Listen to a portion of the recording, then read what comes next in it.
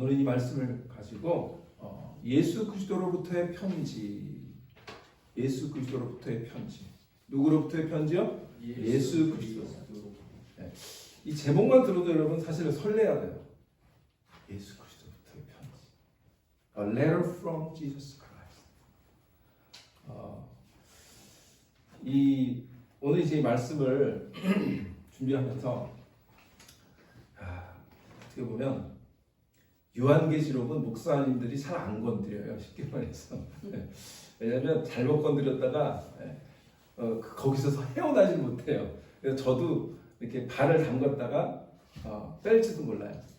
그게 뭐냐면 제가 요한계시록 전체를 다 말씀하기는 아직 준비도 안 됐고 그러나 교회를 향한 요한계시록 2장 3장은 그래도 우리가 제가 설교를 준비하기에도 또 여러분들이 그 설교를 듣기에도 그렇게 난해하지 않고 그렇게 어렵지 않아요. 그래서 특별히 우리 이번 이제 6월에 우리 지난달에는 우리 창립 9주년이었고 또 6월에는 그 창립 9주년을 맞아서 행사를 하는데 특별히 우리 교회를 향한 하나님의 또 예수 그리스도의 그 음성이 뭔가 계속 궁금했어요.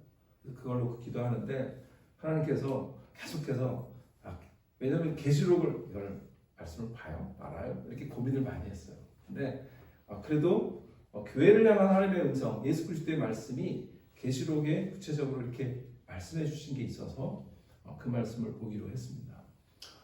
바라기는 우리 이 요한계시록에 있는 말씀 7교회를 향한 말씀을 보려고 하는데 앞으로 오늘 포함해서 8주 정도 될 것 같아요. 7교회니까 그래서 오늘은 그 서론적인 그런 말씀을 나누는 시간인데요. 우리 교회가 이 말씀을 통해서 다시 한번 우리 교회가 어떠한 교회가 되어야 하는지에 대해서 좀 생각하고 그리고 교회를 향한 오늘 교회를 향한 예수 그리스도의 마음이 무엇인가 함께 나누려고 합니다. 그래서 오늘은 이 서론과 같은 시간인데요. 아까 말씀드린 것처럼 이제 요한계시록은 목사님들도 다 큰 마음 먹고 이 말씀을 준비해야 되기 때문에 저도 지금 이렇게 큰 마음을 먹었습니다. 근데 다는 아니기 때문에 다 볼 건 아니기 때문에 2장 3장도 사실 만만하지 않아요. 왜냐하면 성경 가운데 정말 계시록이 쉽지 않거든요. 그런데 어쨌든 이 2장 3장의 7교회에 초점을 맞춰서 말씀을 나누려고 합니다. 여러분 질문 하나 드릴게요. 여러분이 만약에 살아있는 동안에 예수님께 직접 편지를 받는다, 직접 이메일을 받았다, 직접 메시지를 받았다 라고 한번 상상해 보세요. 그럼 어떠세요? 일단 마음이 일단 두근두근 할 거예요. 그 다음에 또 뭐가 생각나냐면 이게 무슨 말씀하실까? 그게 궁금해질 거예요. 그죠? 그리고 혹시 나를 칭찬하시는 걸까? 아니면 내가 여태까지 한 걸 이렇게 돌아보면 칭찬받을 게 없는데 혹시 나를 책망하시는 걸까? 이제 그런 걱정도 앞설 수 있어요. 근데 사실은 이 7교회를 향한 주님의 말씀이 주님의 편지가 어느 교회는 칭찬 일색인 교회도 있고 칭찬도 반, 책망도 반 이런 교회도 있고 책망만 있는 교회도 있고 그래요. 그러니까 이건 뭐냐면 오늘 교회가 사실은 하나님 앞에서 예수님 앞에서 그런 존재라고 하는 걸 사실 반영해 주는 거거든요. 그러니까 우리의 삶도 사실은 그런 거죠. 칭찬을 받을 구석도 있고 책망을 받을 구석도 있는 거죠.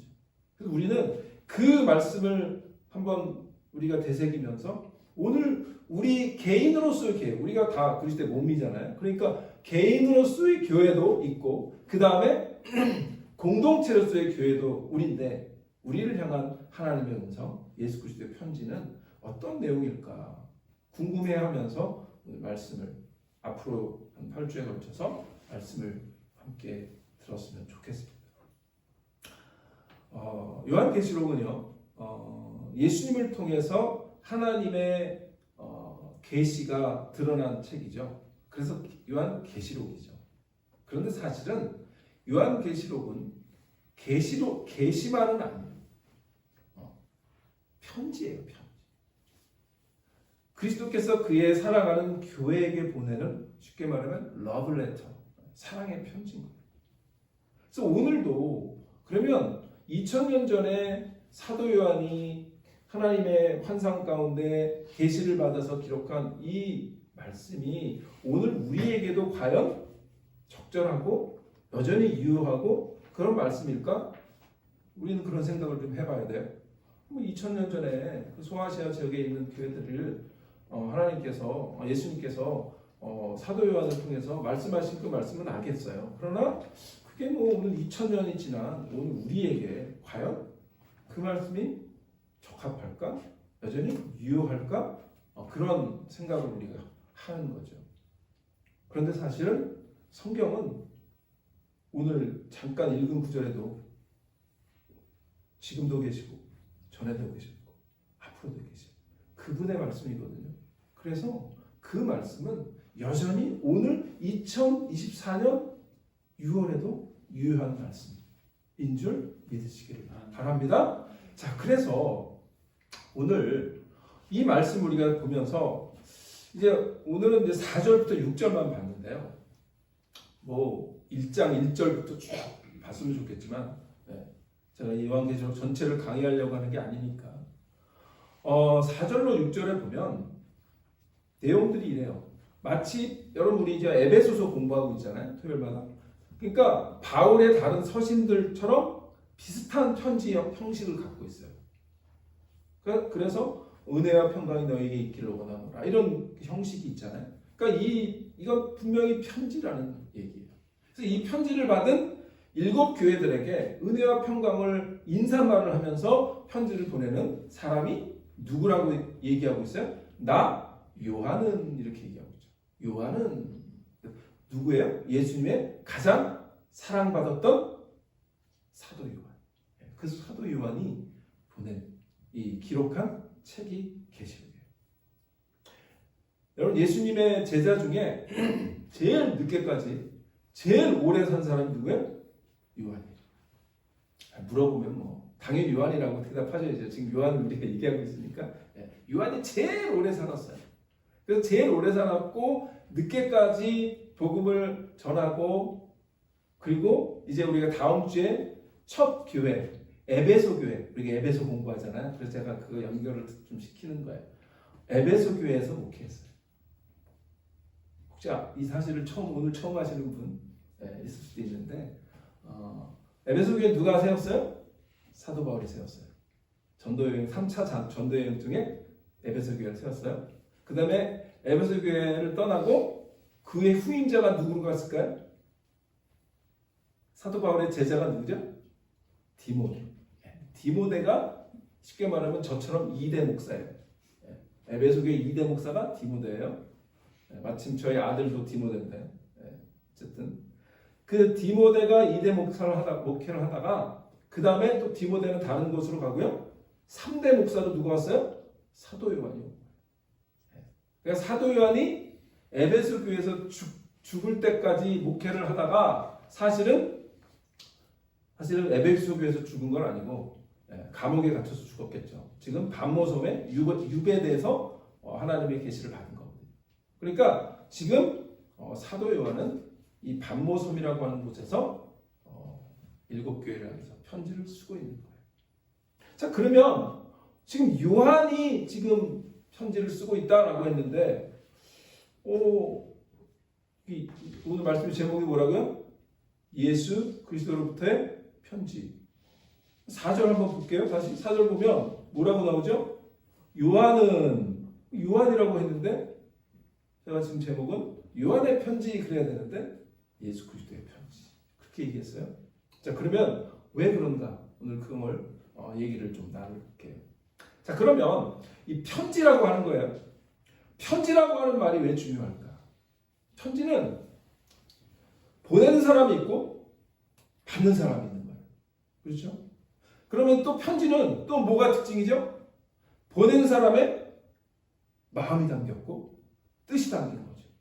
그러면 그 편지가 잘 전달이 돼야 받는 사람은 그 보낸 사람의 뜻이 무엇인지 마음이 무엇인지 읽고 그대로 하기를 원하는 거죠. 여러분들 요즘 이메일로 다 보내기도 하고 뭐 카톡으로도 보내기도 하는데 그게 일종의 사실은 편지인 것 같은 거잖아요. 메시지를 교환하는 거니까. 그러면 우리가 누군가에게 편지를 보내요. 우리 이번에 우리 행사를 위해서 이제 초청장을 예쁘게 만들어서 우리 교회 목사님들한테 보냈거든요. 그 인비테이션 카드거든요.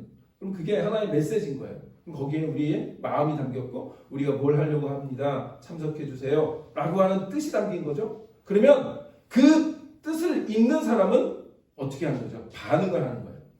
그것에 내가 가겠습니다 라고 반응할 수도 있고 제가 바빠서 못 갑니다 반응할 수도 있고 아예 그냥 무시할 수도 있고 여러분들 가끔 카톡에 누군가 보냈는데 한참 안 읽고 있으면 왠지 괘씸한 생각이 막 들죠.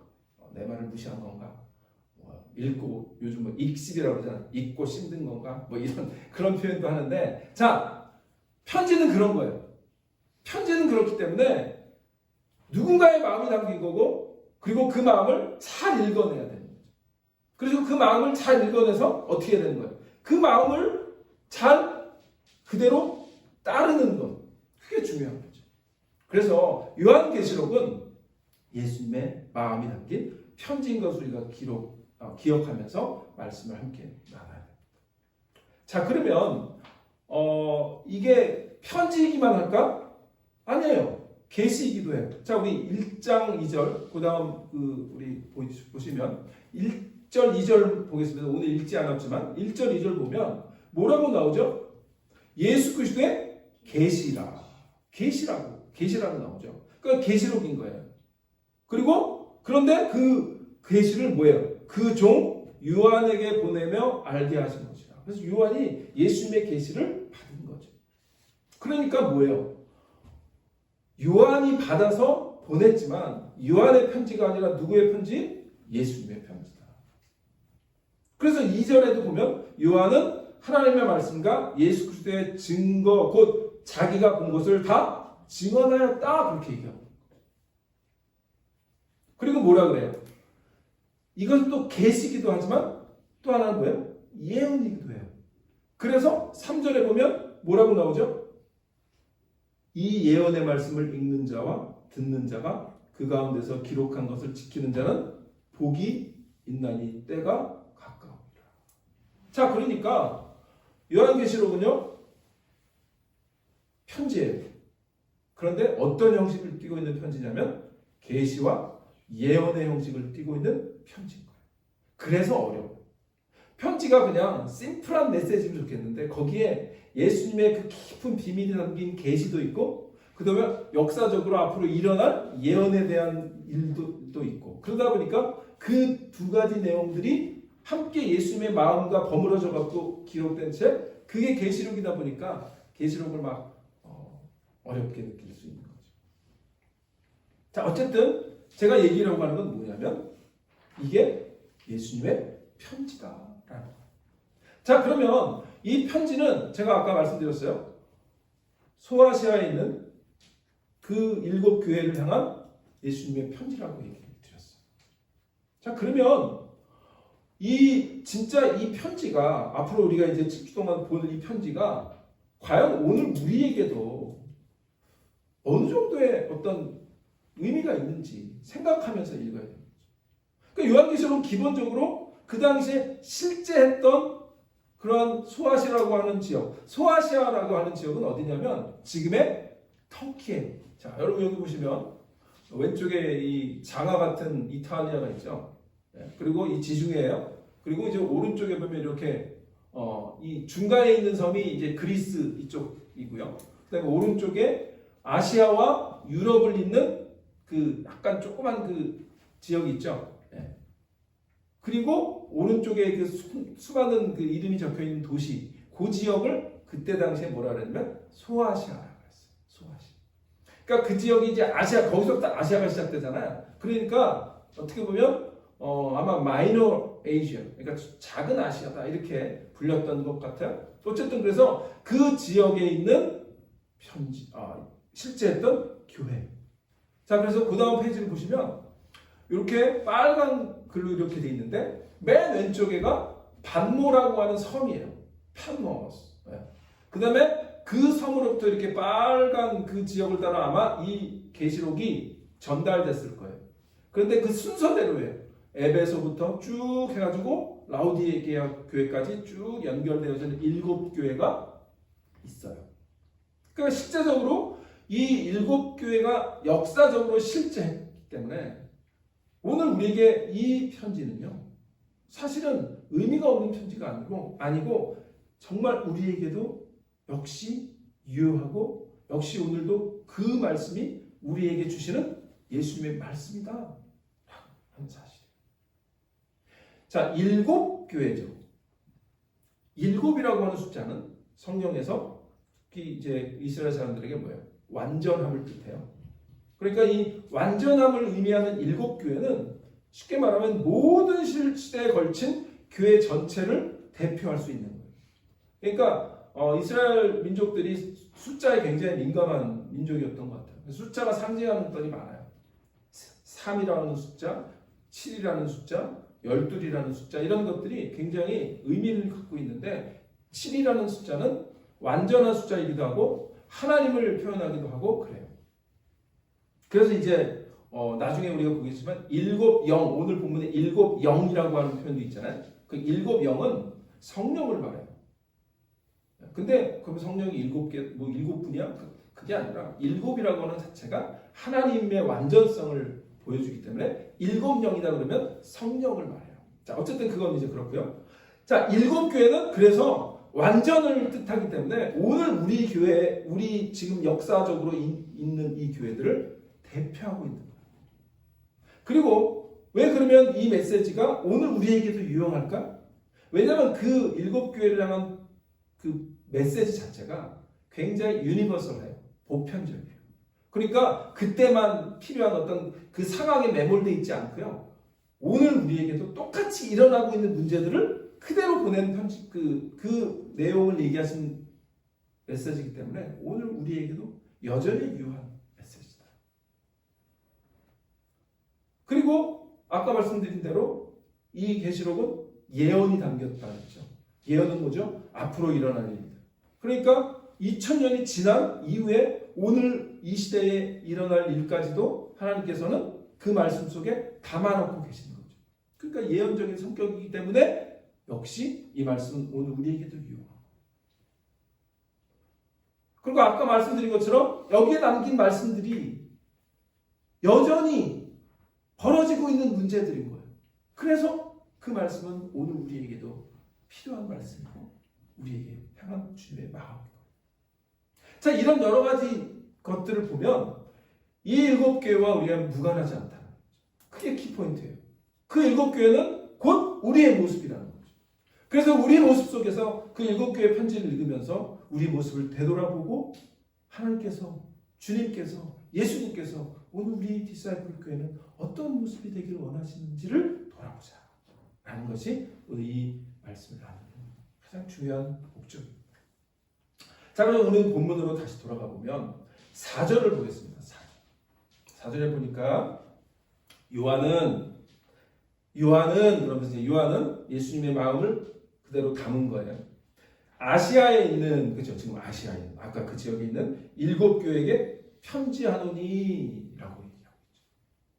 그러니까 여기 보면 요한이라고 했지만 제가 예수 그리스도로부터 온 편지라고 했어요. 그러니까 첫 번째 우리가 기억해야 될 사실은 뭐냐면 이 편지는 주님의 사랑의 마음이 담긴 편지라고 하는 사실을 우리가 기억해요. 어떤 마음? 사랑이에요. 오늘도 예수님은 우리를 사랑의 마음으로 바라보고 계세요. 우리 디사이플 교회를 정말 사랑의 마음으로 지금도 우리를 주시하고 계시고 우리를 사랑하고 계시고 우리에게 사랑의 마음을 전해주시는 그런 예수님의 사랑의 마음을 이 편지를 통해서, 이 말씀을 통해서 읽으시기를 주님으로 축원합니다. 자, 그러면 아까 말한 것처럼 1절, 2절에는 예수 그리스도의 계시와 증거라는 얘기를 했어요. 자, 그런데 또 하나 우리가 봐야 될 건 9절, 10절인데요. 9절, 10절에 보면 역시 또 나옵니다. 나 요한은 너의 형제요 예수의 환난과 나라와 참음에 동참하는 자라. 하나님의 말씀과 예수를 증하여 하였음은 말미암아 반모라 하는 섬에 있었더니. 아까 우리 지도 보면 그 조그만 섬이 하나 있잖아요. 거기가 반모라고 하는 섬이에요. 그 섬에 있었더니 주의 날에 내가 성령에 감동되어 내 뒤에 나는 나팔 소리 같은 큰 음성을 들으니. 그러면서 11절에 뭐라 그래요?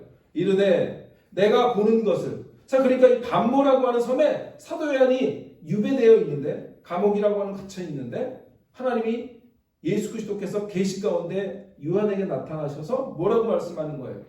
지금 큰 음성으로 사도 요한에게 너는 이 두루마리는 그때 당시에 이 파피러스라고 하는 그런 종이를 말해요. 근데 이 두루마리에 편지를 이렇게 쓰는 거예요. 그러니까 이 두루마리에 써서, 뭘 써서? 편지를 써서 내 마음을 담아서 어디? 에베소, 서머나, 버가모, 두아디라, 사데, 빌라델비아, 라우디게아 등 7교회에게 보내라 하시기로. 자, 그러니까 이 말씀 정확하게 뭐죠? 누구의 편지? 예수님의 편지. 사도 요한이 아니라 예수님의 마음이 담긴 편지. 예수님이 지금 사도 요한의 마음을 성령으로 감동시키셔서 10절에 보니까 주의 날에 내가 성령에 감동되어 그렇게 기록되어 있죠. 성령에 감동돼서 지금 사도 요한은 예수님의 음성을 듣고 있는 거예요. 근데 예수님이 뭐라고 얘기하시는 거예요? 너는 이 두루마리에 편지를 써라. 근데 이 편지는 누구의? 수신이 누구다?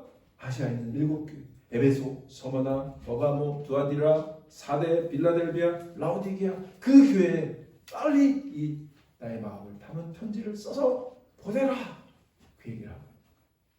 그러니까 우리가 첫 번째 기억해야 할 사실은 이 요한계시록은 주님의 사랑의 마음이 담긴 편지인 것을 분명히 기억하시길 바랍니다. 누구의 마음? 예수님의 사랑의 마음. 자, 그런데 저희가 하나 더 보려고 하는데 왜 그러면 이 사랑의 마음이 담겨있는 일 우리가 어떻게 합니까? 그리고 이게 편지인 걸 우리가 어떻게 합니까? 보통 어떤 글은 결론이 어디서 나냐면 처음에 결론도 내리고 마지막에 또 결론을 내려요. 그렇죠? 그래서 22장을 한번 보겠습니다. 요한계시록 22장 16절 17절인데요. 거기에 보면 뭐라고 합니까? 나 예수는, 아까 앞에는 나 요한은 이렇게 나오죠. 그래서 마치 이게 요한의 편지인 거야? 라고 우리가 착각할 수 있지만 분명히 밝히죠. 예수님이 나 예수는 뭐라 그래요? 교회들을 위하여, 그 7교회들을 위하여 내 사자를 보내요. 누굴 보냈어요? 네? 지금 메신저가 누구예요? 요한. 그죠? 내 사자를 보내요. 이것들을 너에게 증언하게 하여라. 그러면서 자기가 이 보낸 자가 누군지를 밝히세요. 나는 다윗의 뿌리 자손이니 곧 광명한 새벽별이라 하시더라. 굉장히 상징적인 언어죠. 이것도 이게 뭐냐 이런 걸 또 설명하려면 길어져요. 그러니까 그 얘기는 안 할게요. 그러나 중요한 건 뭐냐면 이게 예수님이 직접 보내신 편지인 것을 누가 밝히고 있는 거예요? 예수님이. 나 예수는 라고 얘기하죠. 그러니까 결론, 마지막 요한계시록 22장의 결론인데 그 결론에 뭐라고요? 이 편지, 이거는 편지야. 누구의 편지? 나의 편지야. 그런데 내 편지가 내 마음이 담긴 거야. 그래서 뭐라 그래요? 예수님의 마음이 뭐예요? 17절. 예수님의 마음이 이거예요. 성령과 신부가 말씀하시기를 오라 하시는도다. 듣는 자는 오라 할 것이요. 키포인트가 뭐죠? 목마른 자도 올 것이요. 또 원하는 자는 값없이 생명수를 받으라 하시더라. 이게 예수님의 마음인 거예요. 예수님이 지금 누구든지 내 편지를 받고 생명, 나의 전 존재 속에서 콜콜콜 쏟아져 나오는 그 생명수를 받아 먹어라. 구원을 얻어라. 라고 얘기하고 계시는 거예요. 만약에 너희 교회가 지금 죽은 상태라면 다시 한번 내 말씀을 듣고 그 생명수를 마셔라. 그 얘기를 하고 있는 거예요. 우리 디사이플 교회가 이 예수님의 사랑의 마음을 들으시기를 축원합니다. 그 말씀을 듣고 예수 그리스도의 생명수를 오늘 우리가 찬송합시다. 뭐예요? 내 앞에 오르는 생명수. 그 생명수를 마시는 거죠. 생명수가 예수 그리스도 그분 자체인 거죠. 그분을 우리가 마시는 그런 교회가 되어야 되는 거죠. 그래서 이 첫 번째 우리가 기억할 건 이 말씀은, 이 계시록은 주님의 사랑이 마음이 담긴 편지다. 그 편지를 여러분들 주님의 그 심정을 다시 한번 돌아보면서 2000년 전에 7교회를 향해서 주님께서 그렇게 정말 사랑의 마음으로 적으신 그 편지는 오늘 우리 디사이플 교회를 향한 주님의 편지인 것을, 사랑의 편지인 것을 분명히 기억하시길 바랍니다. 두 번째는 이겁니다. 두 번째는 그리스도의 은혜와 평강을 바라는 편지라는 거예요. 우리 교회가 그리스도의 은혜와 평강이 있었으면 좋겠다라고 하는 마음이 담겨 있다는 거예요. 이 문맥에서 우리가 사도 바울의 편지도 보면 너에게 은혜와 평강이 있을지어다 이런 말들을 많이 하죠. 그러니까 이게 어떻게 보면 되게 식상하게 느껴져요. 근데 우리의 아까 우리 장로님도 기도 가운데 우리의 삶을 되돌아보면 하나님의 은혜가 아니라고 고백할 수가 없잖아요. 고백할 수밖에 없잖아요. 은혜가 아닌 것이 하나도 없잖아요. 지금 그거 얘기를 하고 있는 거예요. 사도 요한은 예수님의 그 마음에 담긴 그 편지를 적는데 예수님의 그 어떤 마음이냐면 우리 교회가, 이 7교회가 은혜와 평강이 있기를 원한다는 거죠. 은혜와 평강. 그런데 이 은혜와 평강이 원천이 뭐냐라는 거죠. 원천. 이 은혜와 평강이 도대체 어디로부터 오느냐? 그 얘기를 사실은 오늘 5절에서 하고 있는 거예요. 5절에 보면 뭐라 그래요? 또 충성된 증인으로 죽은 자들 가운데서 먼저 나시고 땅의 인의 머리가 되신 예수 그리스도로 말미암아. 누구로 말미암아? 예수 그리스도로. 자, 그런데 그 앞에 4절에 보면 또 역시 우리가 에베소서에서도 배웠고 시편에서도 배웠던 그 패턴이 또 나오죠. 뭐죠? 시제가 또 나오죠. 과거, 현재, 미래. 성경은요, 이 시제가 굉장히 중요해요. 왜냐하면 그것이 하나님의 속성이기 때문에. 그래서 지금 4절에 요한이 뭐라 그래요? 이제도 계시고, 지금, present. 전에도 계셨고, past, 과거, 장차 오실 이신, 장차, 앞으로 미래, future. 그 오실 분이에요. 그게 누구예요? 예수님. 그러니까 예수님은 이 하나님의 속성, 하나님이신 거예요. 영원히 계셨고, 지금도 계시고, 이전에도 계셨고, 앞으로도 계셔서 우리를 영원히 다스리실 그분이 우리의 하나님이라는 거죠. 그러니까 우리가 2024년이 매몰돼가지고 우리는 그냥 여기서 먹고 사는 그것밖에 모를 때가 많잖아요. 근데 우리가 믿는 하나님은 우리가 생각하는 것 그 이상의 영혼을 소유하신 분이라는 사실이죠. 그러니까 그 은혜와 평강은 뭐죠? 그냥 오늘 우리에게만 주신 그 은혜와 평강이 아니라 영원 전부터 계획하셨던, 그렇죠? 그래서 우리 에베소서에 뭐예요?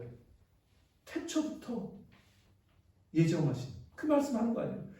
영원 전부터 그 은혜와 평강을 계획하시고 지금도 은혜와 평강을 우리에게 주시고 그리고 앞으로도 하나님의 영광, 은혜와 평강을 약속하시는 그 하나님이 은혜와 평강의 뭐다?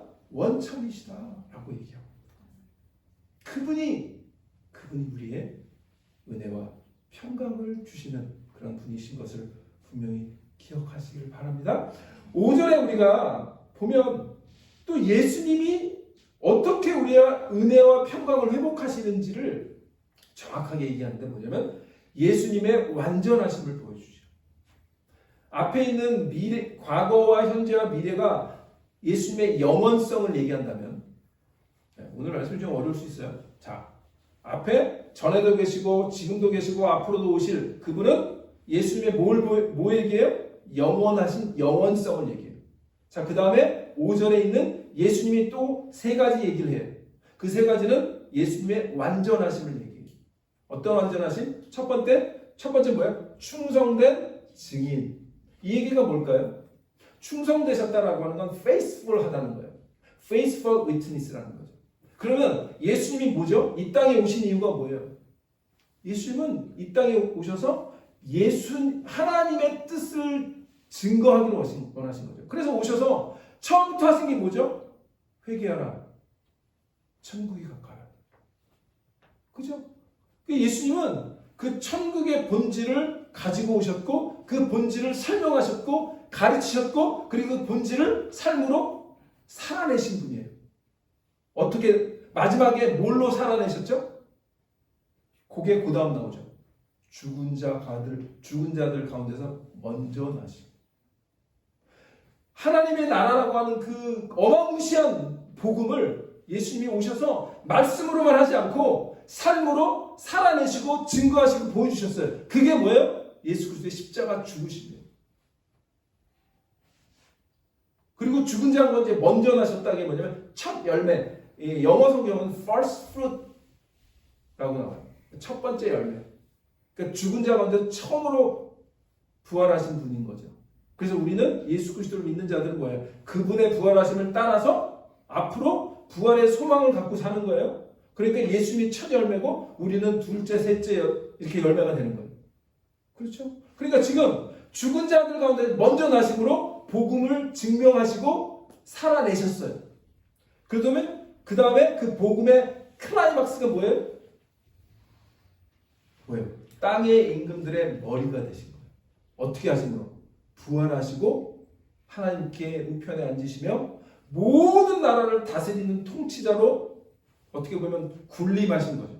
왕이 인너그레이션 한 거예요. 딱. 그분을 우리가 믿는 거예요. 그러니까 우리가 예수를 믿는다라고 하는 것이 얼마나 영광스럽고 놀라운지를 우리가 기억해야 돼요.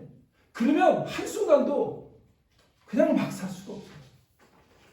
그게 복음이거든요. 복음의 어마무시한 능력과 그 사이즈와 그 뎁스와 그것을 우리가 그것 때문에 우리에게 하나님이 예수님이 은혜와 평강을 주시는 거예요. 그 주시는 분이 되시는 거예요. 예수 그리스도로 말미암아 거기에는 뭐예요? 예수님의 영원하신 전에도 계시고 지금도 계시고 앞으로도 계신 그분이 우리에게 예비하신 은혜와 평강이기 때문에 완벽한 거예요.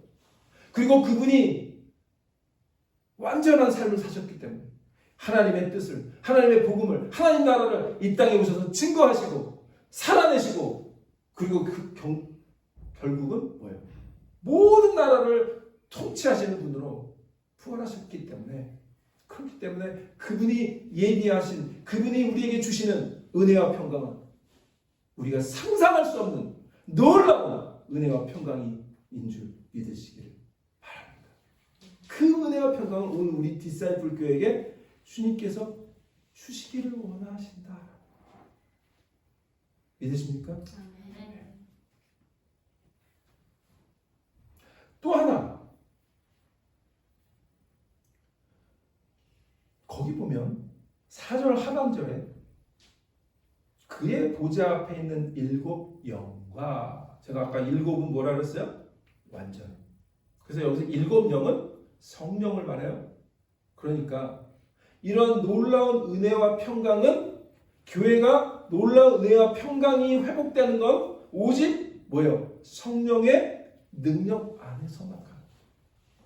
그래서 우리가 기도할 때 성령 충만을 구하고 성령의 은혜를 구하는 이유가 바로 7 영 완전하신 성령이란 뜻입니다. 그 완전하신 성령께서 오늘 우리 2024년 이 디사이플 교회 놀랍게 충만하게 역사하실 줄 믿습니다. 마지막으로 이 편지는 어떤 편지냐면 세 번째로 우리 교회가 하나님께 영광이 되기를 원하는 편지죠. 영광이 되기를. 6절에 그의 아버지 하나님을 위하여 우리를 나라와 제사장으로 삼으신 그에게 영광과 능력이 세세토록 있기를 원하노라. 아멘. 예. 우리가 어떻게 되길 원해요? 하나님의 영광과 능력이 되기를 원한다. 하나님의 영광이 되기를 원한다. 이 말은 뭐냐면 그 편지를 받는 7교회뿐만 아니라 오늘 우리 교회가, 그러니까 이 땅에 존재하는 모든 교회는 어떠한 존재가 되었는지를 얘기하고 있는 거예요. 어떤 놀라운 존재가, 어떤 놀라운 어떤 공동체가 되었는지를 말해주고 있는 거예요. 그런데 어떠한 존재라고 얘기하죠? 하나님을 위하여 우리를 나라와 제사장으로 삼으셨다. 많이 들으셨잖아요. 맨날 우리 베드로 전서에도 나오고 출애굽기에도 나오고 이 말씀이에요. 자, 그러니까 다시 말해서 예수님께서 어떻게 우리를 하나님과 그분의 아버지께 왕과 제사장 같은 나라로 우리를 삼으셨는지를 얘기해 주는 거예요. 우리가 이스라엘 백성, 하나님께서 시내산에서 모세와 십계명을 주면서 언약을 맺으셨을 때 하신 말씀이 있어요. 그게 뭐냐면 출애굽기 19장 5절로 6절에, 출애굽기 19장 5절로 6절에 하나님이 이렇게 선포하세요.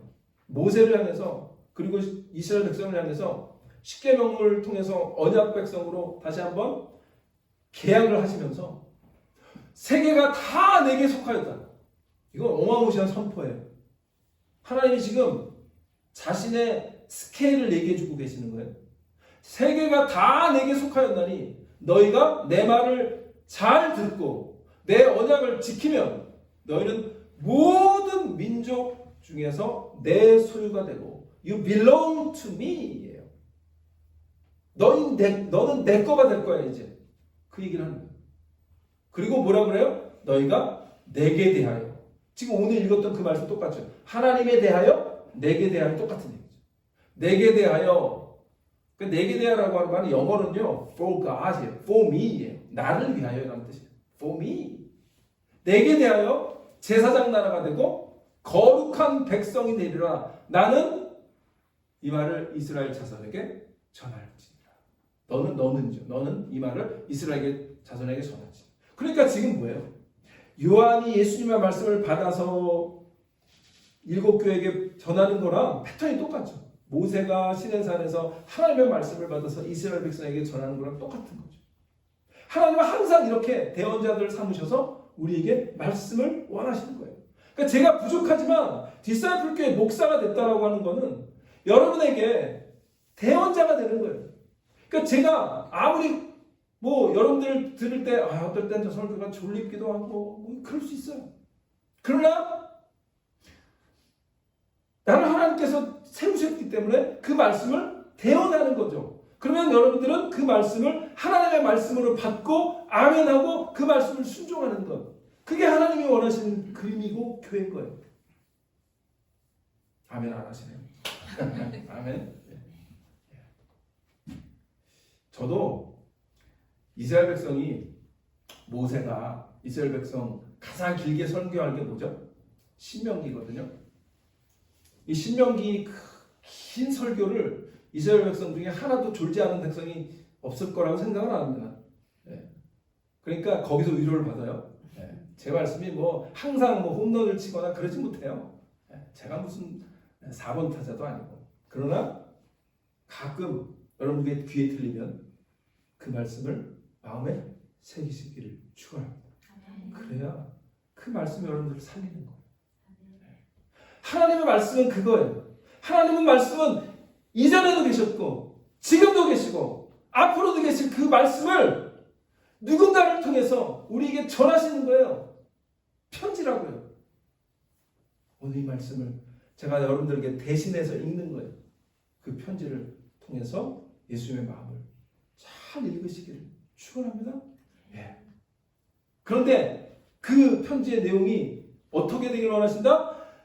교회가 그 7교회뿐만 아니라 오늘 우리 디사이플 교회도 이 땅에 있는 모든 교회가 하나님의 영광이 되는 교회가 되기를 원하신다는 거죠.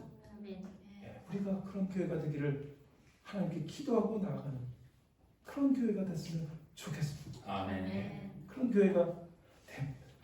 그래서 이 출애굽에 있는 이 말씀을 그대로 베드로가 그대로 갖고 오죠. 베드로전서 2장 9절. 그러나 너희는 택하신 족속이요 왕 같은 제사장들이요 거룩한 나라요. 그의 소유된 백성이니 출애굽기에 있는 말씀을 그대로 갖고 오잖아요. 그 얘기 뭐죠? 우리 교회가 이스라엘이 받았던 그 복을 그대로 받았다라는 거죠. 똑같은 복을 아브라함을 통해서 우리에게 주셨다는 거예요. 그 복을 여러분 얼마나 귀하게 여기십니까? 우리는 제사장 나라 된 백성이에요. 하나님의 소유가 된 백성이에요. 거룩한 백성이에요. 그게 교회예요. 그런 삶을 우리가 이 땅에서 살기를 원하신다라는 겁니다. 이는 너희를 어두운 데서 불러내요. 그의 기이한 빛에 들어가게 하신 이의 아름다운 덕을 선포하게 하려 하시며 우리의 삶 자체가 예수님이 그랬던 것처럼 하나님의 나라의 충실한 증인이 되는 그게 영광을 하나님께 돌리는 거예요. 우리가 제사장이 됐다 그러니까 어디 가서 이렇게 나대고 이 얘기가 아니죠. 제사장은 섬기는 자였어요. 왕 같은 제사장이라고 하는 건 왕은 지금 나라의 대통령도 마찬가지인 거거든요. 똑같은 거예요. 왕은 군림하고 독재하라는 게 아니에요. 백성을 어떻게 하는 거예요? 사랑하고 섬기는 거거든요. 교회가 그거예요. 남의 갑질하고 무시하고 그 얘기가 아니에요. 교회는 이 땅에 철저하게 예수 그리스도께서 이 땅에 오신 것이 섬기기 위해서 오셨던 것처럼 똑같이 섬기는 자로. 제사장이 뭐죠? 하나님과 백성들 사이에 중재자의 역할이잖아요. 그렇다면 우리 교회는 뭐죠? 하나님과 이 세상에 믿지 않는 사람들의 중재자가 돼서 아름다운 덕을, 하나님의 아름다운 덕을 전하는 것, 그게 전도가 될 수도 있고 우리 주위에 있는 어려운 사람을 돕는 거가 될 수도 있고 여러 가지 종류의 우리의 삶의 모습 가운데 그것이 드러나는 겁니다. 그것이 하나님께 영광이 되는 삶입니다. 주님 오늘 그 하나님의 영광을 드러내는 삶을 살았으면 좋겠어 라고 주님의 마음이 담긴 편지를 오늘 우리 디사이플교회에 보내시는 줄 믿으시기를 바랍니다. 말씀 마칩니다. 오늘 이 서론과 같은 이 7교회 보내는 편지를 이제 앞으로 한 주 한 주 볼 때 그 말씀을 정말 나에게 주신 말씀, 우리 디사이플교회에 주신 말씀으로 분명히 받으시고 그리고 우리가 어떤 교회가 되어야 할까 고민하고 주님 앞에 부족한 우리를 도와주옵소서 은혜를 간구하는 그런 우리 디사이플 교회가 되시기를 주님의 이름으로 축원합니다. 기도하겠습니다.